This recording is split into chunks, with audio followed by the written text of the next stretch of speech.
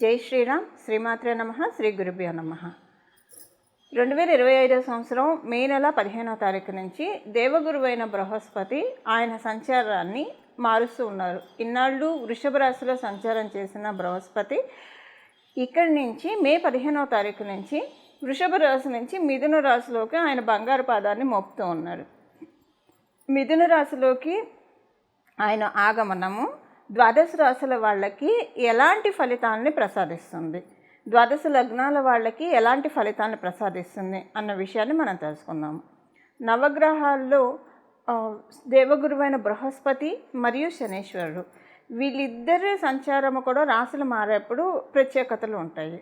ఉదాహరణకి శనీశ్వరుడికి ఏలినాడు శని ఉంటుంది, అర్ధాష్టమ శని ఉంటుంది, అష్టమ శని ఉంటుంది. కొన్ని రాశుల వాళ్ళకి ఏలినాడు శని, కొన్ని రాశుల వాళ్ళకి అర్ధాష్టమ శని, కొన్ని రాశుల వాళ్ళకి ఏలినాడు శని ఇలా ఉంటుంది, అష్టమ శని ఇలా ఉంటుంది. అలానే దేవగురువైన బృహస్పతి ప్రతిసారి రాశి మారేటప్పుడు పుష్కరాలు వస్తాయి, నదులకి పుష్కరాలు వస్తాయి. పుష్కరుడు నదికి ప్రవేశిస్తాడు. ఇప్పుడు మే 15వ తారీఖు నుంచి ఒక 12 రోజుల పాటు సరస్వతి నదికి పుష్కరాలు వస్తాయి.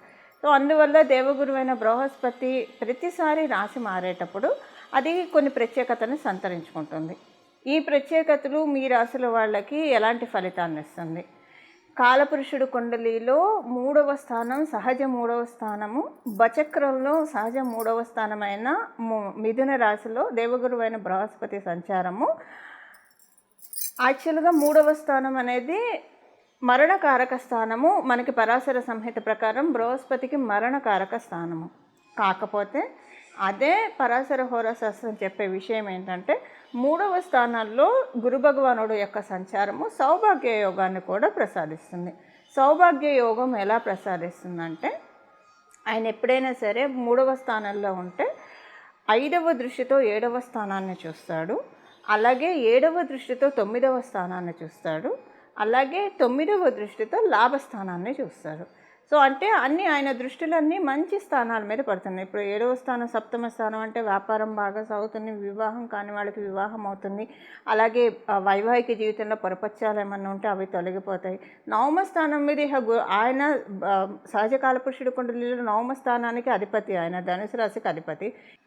9వ స్థానం మీద ఆయన దృష్టి పెట్టినా కూడా అది చాలా విశేషాంశం. అంటే ఇంకా అదొక లక్ష్మీ యోగం అని మనం చెప్పచ్చు. శ్రీలక్ష్మి యోగాన్ని మనకి కలిగిస్తుంది. అంటే మనకున్న పూర్వపుణ్యం అంతా కూడా వస్తుంది. ఈ జన్మలో మనము ఇంకా ఏం కర్మలు మంచి మంచి థాట్స్ ఇస్తారు, ఈ పని చెయ్యి, మీకు ఇన్ని వరాలు వస్తాయి, ఇన్ని బ్లెస్సింగ్స్ వస్తాయని మనకి మైండ్లో మస్తిష్కంలో ఆయన కూర్చొని చెప్తూ ఉంటారు. అలాగే ఆయన లాభస్థానం అంటే ఇక చెప్పక్కర్లేదు, ఫైనాన్షియల్గా బాగా ఉంటుందన్నమాట. అందరితోటి బాగుంటుంది, ఫైనాన్షియల్గా టర్మ్స్ బాగుంటాయి. ఇది మిథున రాశిలో ఉంటూ సహజ కాలపురుషుడు కుండలిలో 3వ స్థానంలో. మళ్ళీ ప్రతి రాశి వాళ్ళకి ఇది మారుతుంది, కానీ సహజ కాలపురుషుడు కుండలిలో 3వ స్థానం అవ్వడం వల్ల ఈ మరణకారక స్థానానికి సింపుల్ క్యాన్సిలేషన్ ఆయన సౌభాగ్య యోగాన్ని కూడా ప్రసాదిస్తున్నాడు. 2 ఉన్నాయి. సో ద్వాదశ రాశుల వాళ్ళకి, ద్వాదశ లగ్నాల వాళ్ళకి జూపిటర్ యొక్క గురు భగవానుడి యొక్క మిథున రాశి సంచారము ఎలాంటి ఫలితాన్ని ఇవ్వబోతోంది, దీనికి సంబంధించిన పరిహారాలు ఏం చేసుకోవాలి, ఇంకా మనకి బాగోకపోతే దాన్ని తప్పించుకోవడానికి ఏం చేసుకోవాలి, బాగా ఉంటే వాటిని ఇంకా ద్విగుణీకృతం చేసుకోవడానికి ఏం చేయాలి, ఇవన్నీ కూడా ఇప్పుడు మనం పరిశీలిద్దాం.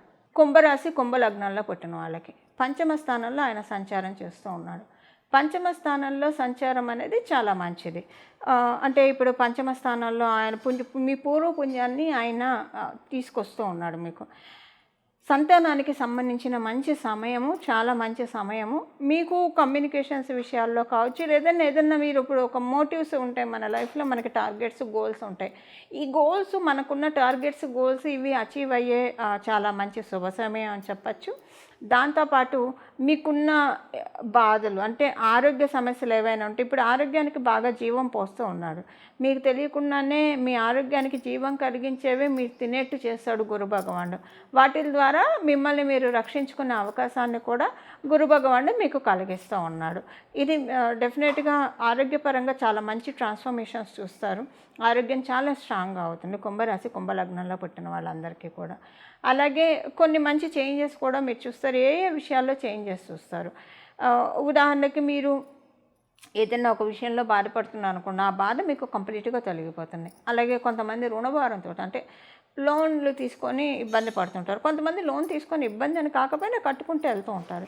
సో ఇదేంటంటే ఇప్పుడు రుణభారాన్ని ఒకటేసారి తీసేస్తున్నాడు. ఈ 1 ఇయర్‌లో మీకు లోన్స్ అన్నీ కూడా ప్రీక్లోజ్ చేసుకునే అవకాశాన్ని కూడా గురు భగవానుడు కలిగిస్తున్నాడు. అది మీ ఇన్కమ్ పెరగడం వల్ల కావచ్చు, లేదా మీకు ఏదైనా అనుకోకుండా ఏదైనా అమౌంట్ ఏదైనా కలిసి రావడం అనుకోకుండా, అంటే మీ పెద్దల ద్వారా కావచ్చు, ఆస్తిపాస్తుల ద్వారా కావచ్చు, ఏదైనా కలిసి రావడం, ఇలాంటి వాటి ద్వారా మీ లోన్ని క్లియర్ ఆఫ్ చేసే అవకాశాన్ని గురు భగవానుడు మీకు క్లియర్ చేస్తాడు, మీకు కలిగిస్తున్నాడు. మీ జన్మజాతకం కూడా దీనికి సపోర్ట్ ఉంటే డెఫినెట్గా అది మొత్తం క్లియర్ అవుతుంది. ఒకవేళ సపోర్టింగ్గా లేకపోయినా అసలంటూ అవకాశం బిస్టో అవుతుంది.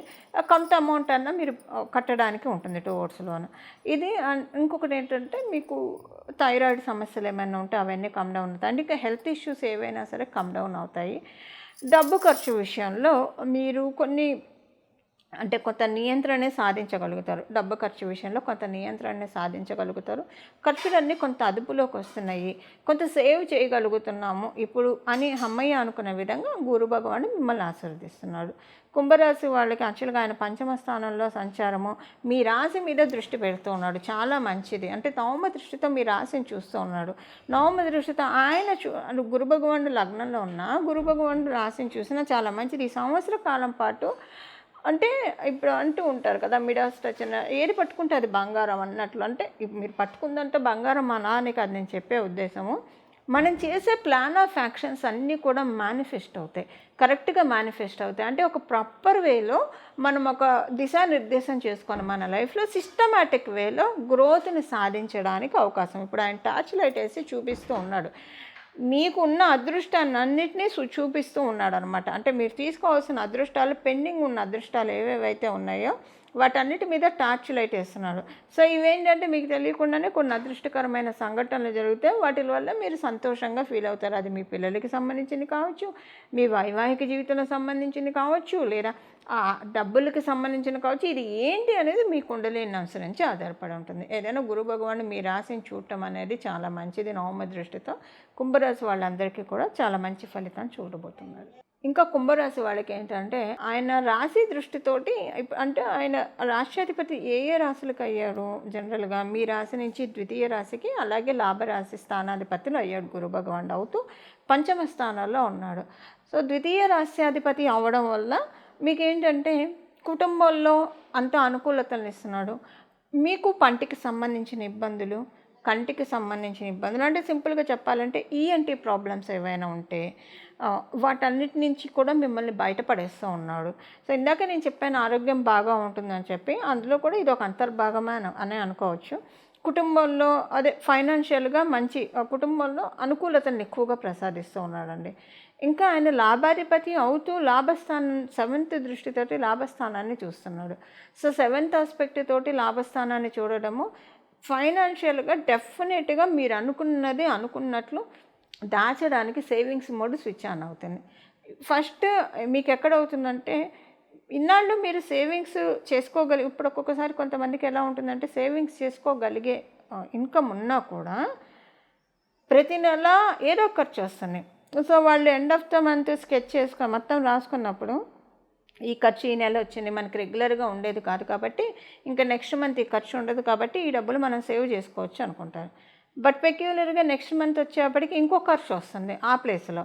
ఇలా ప్రతి నెలలు దొరికిపోతూనే ఉంటాయి, సేవింగ్స్ చేసుకోలేరు. కొంతమంది జనరల్గా కుంభరాశి వాళ్ళు సేవింగ్స్ అసలు ఇది ఒక మామూలు టిప్ అండి. ఇప్పుడు ఈ గోచారం అని కాదండి, జనరల్గా కూడా కుంభరాశి వాళ్ళకి, కుంభలగ్నంలో పుట్టిన వాళ్ళకి సేవింగ్స్ చేసుకోవాలి అనుకుంటే చాలు, ఇంకా జీవం పోసేస్తాడు. ఆయన సేవింగ్స్కి అవకాశాన్ని ఇస్తాడు. మీరు అంటే థాట్ రావాలి, అసలు రాదు ఒక పట్టాను కుంభరాశి వాళ్ళకి. ఎందుకంటే శనీశ్వరుడు అవ్వడం వల్ల నిదానంగా కలిగిస్తాడు, అది ఆలోచనే రానియడు. ఇవన్నీ వెళ్ళిపోతే చాలు, డే టు డే లైఫ్లో వెళ్ళిపోతే చాలు అని. అంటే అందరికీ అలా ఉంటుందని కాదు, మీ జన్మజాతకాన్ని అనుసరించి మీకు బాగా ఉన్నా సరే సేవింగ్స్ అన్న థాట్ పోదు మీకు. సో మంచి చోట ఇన్వెస్ట్ చేద్దాము, ఇవి కొనుక్కుందాం, ఇల్లు కొనుక్కుందాం, పొలాలు కొని పెట్టుకుందాం, స్థలాలు ఇలాంటి ఆలోచనలు రానియడు. శనీశ్వరుడు ఇస్తాడు, నెమ్మదిగా ఇస్తాడు. కానీ లిక్విడ్ క్యాష్కి అయితే, అంటే ఇప్పుడు ఫిక్స్డ్ డిపాజిట్ ఇలాంటివి మీరు అనుకుంటే వెంటనే చేస్తారు. బట్ ఏదైనా కూడా ప్రాపర్టీకి సంబంధించిన ఇన్వెస్ట్మెంట్స్ అయినా మీరు అనుకోవడమే తరువాయి గురు భగవానుడు జీవం పోస్తాడు. అసలు మీకు ఇలాంటి థాట్ వచ్చినట్టు మీరు ఒక ఇల్లు కొనుక్కుందామని అనుకున్నారనుకోండి, వితిన్ 1 ఇయర్లో అయిపోతుంది జనరల్గా, లేదా వితిన్ 3 ఇయర్స్లో అవుతుంది. మీ జన్మజాతకంలో బాగా ఉంటే. ఒకవేళ మీ జన్మజాతకం అనుకూలంగా లేకపోయినా సరే సేవింగ్స్ అయితే చేస్తారు. ఇల్లు కొనలేకపోయినా సేవింగ్స్ చేస్తారు. సో సేవింగ్స్ అనుకుంటే డెఫినెట్గా సేవింగ్స్ చేస్తారు. ఇప్పుడు ఏంటికి ఇదంతా ఎందుకు చెప్తున్నానంటే, సేవింగ్స్ అనుకోండి మీరు చేయగలుగుతారు first thing. And second thing ఏంటంటే, మీరు ఆల్రెడీ సేవ్ చేస్తున్న వాళ్ళైనా మీకు అనవసరమైన ఖర్చులు వచ్చి ఆ డబ్బులు అన్నీ వేస్ట్ అయిపోతున్నాయి, నియంత్రించలేకపోతున్నాం. ఒక్కోసారి అలా వస్తాయి, నియంత్రించలేకపోతున్నాం. ఆ టైంకి అది అవసరం అనిపిస్తుంది. ఎండ్ ఆఫ్ ద మంత్ చూస్తే ఇది చేయకుండా ఉంటే బాగుండేదేమో అనిపిస్తుంది. ఇలాంటి ఖర్చులన్నింటినీ కూడా రూల్ అవుట్ చేసేస్తున్నాడు. ఇప్పుడు జూపిటర్ ఏంటంటే మీకు సేవింగ్స్ మోడ్ని స్విచ్ ఆన్ చేస్తూ ఉన్నాడు. దానికి మీ రాష్ట్రాధిపతి అయిన సాటర్న్ కూడా బలాన్ని కలిగిస్తున్నాడు. ఆయన లాస్ అనమాట. అంటే ఇది ఇప్పుడు వద్దు, ఈ ఖర్చు వద్దు, స్ట్రిక్ట్గా కట్టిపడేస్తాడు మిమ్మల్ని. అంటే కట్టిపడేస్తాడు అంటే మీరేదో బలవంతంగా ఖర్చు పెట్టరని కాదు, కానీ అక్కడ మీరు ఖర్చు పెట్టకుండా నియంత్రించి అవసరం లేదు ఇది అని మీ మైండ్లోంచి తీసి సేవింగ్స్ చేసే విధంగా మిమ్మల్ని గురు భగవానుడు దీవిస్తూ ఉన్నాడు. ఇది కుంభరాశి, కుంభలగ్నంలో పుట్టిన వాళ్ళకి గోచారంలో మిథున రాశిలో గురు భగవానుడు సంచారం చేస్తూ ఇచ్చే ఫలితాలు. మిథున రాశిలో ఆయన సంచారము అన్ని రాశుల వాళ్ళకి యోగించే విధంగా ఉండడానికి దత్తాత్రేయ స్వామి వారి ఆరాధన చేయాలి. మీకు వీలైతే గురు చరిత్ర పారాయణం చేయడము, అలాగే గానుగాపూరు ఇలాంటి దత్తపీఠాన్ని దర్శించడము, కురుపురం ఇలాంటి దత్తపీఠాన్ని దర్శించడము. ఒకవేళ దర్శించడం కుదరకపోయినా సరే దత్తుడి యొక్క ఆరాధన ఎక్కువగా చేసుకోవడము, దత్త చరిత్ర పారాయణం చేయడానికి ప్రయత్నించండి, చాలా మంచిది.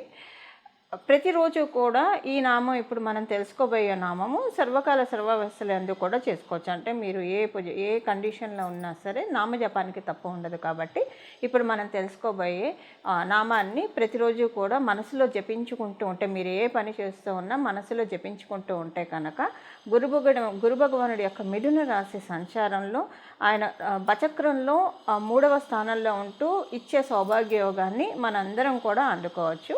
ఇప్పుడు ఆ నామం ఏంటో మనం చూద్దాం. దత్తం భజే గురు దత్తం భజే అత్రి అనసూయ పుత్ర దత్తం భజే. దత్తం భజే గురు దత్తం భజే అత్రి అనసూయ పుత్ర దత్తం భజే. దత్తం భజే గురు దత్తం భజే అత్రి అనసూయ పుత్ర దత్తం భజే. ఈ నామాన్ని జపించుకుంటూ ఉంటే కనుక చాలా అంటే చాలా చక్కటి ఫలితాలని గురు భగవానుడు మనకి ప్రసాదిస్తాడు. ఇలా మనమందరం కూడా గురు భగవానుడి యొక్క కృపకి పాత్రలవుతూ గురు భగవానుడు జ్ఞానాన్ని కలిగిస్తాడు. జ్ఞానం వల్ల ఏంటంటే అజ్ఞానం అనే చీకట్లు తొలగిపోతాయి. ఎప్పుడైతే అజ్ఞానం అనే చీకట్లు వీడిపోతాయో మన జీవితంలో సుఖ సంతోషాలు సమృద్ధిగా ఉంటాయి, వాటికి ఎప్పుడూ కొదవ ఉండదు. ఇలా మన జీవితాన్ని జ్ఞాన సముపార్జనతోటి జ్ఞానార్జనతోటి మన జీవితాన్ని మనందరం కూడా నడుపుకోవాలని చెప్పి, జ్ఞానధనంతో అజ్ఞానం మన అంధకారాన్ని రూపుమాపాలని చెప్పి నేను కూడా మనందరి తరఫున మనస్ఫూర్తిగా శిరస్సు వంచి దత్తాత్రేయ స్వామి వారిని వేడుకుంటూ, శ్రీ గురుదత్త, జై గురుదత్త, శ్రీ దత్త శరణం మమ, మంగళం, నమో భగవతే వాసుదేవాయ.